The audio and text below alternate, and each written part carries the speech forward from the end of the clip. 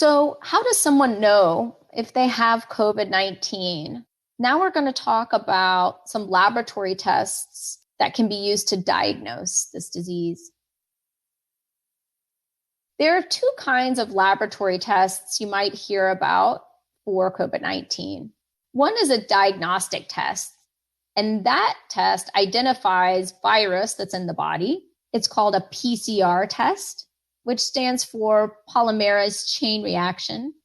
That's the chemical reaction that's done in the lab to look for the virus. It's also called a molecular test, and it gives us a sign that the virus is reproducing in your cells. Another kind of test is an antibody test. This test can identify antibodies to the virus, usually in your blood. Antibodies are made by your immune system to fight off viruses or bacteria. We can identify antibodies that are specific to this virus in your blood. Some antibodies, called IgG antibodies, begin to develop when you're sick, but they're identified mostly after you recover. Remember that no tests are perfect. This means that sometimes, despite our best efforts, the results from a test could be wrong.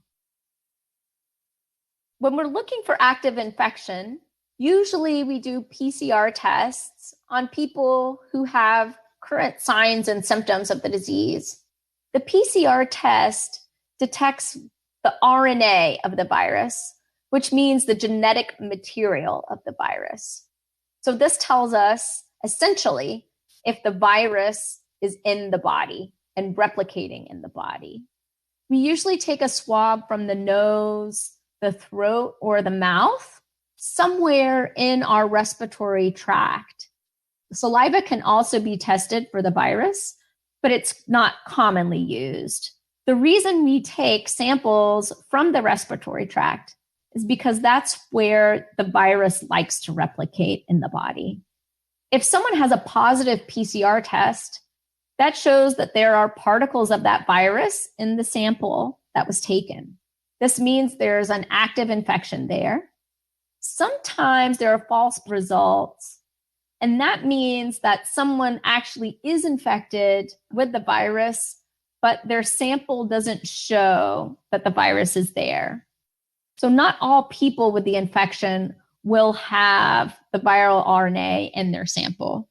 This is important to keep in mind. Just because someone has a negative PCR test, that doesn't necessarily mean that they definitely don't have the infection. However, if someone does have a positive PCR test, then we can be very confident that they do have COVID-19. Sometimes we want to know if someone has had the infection in the past.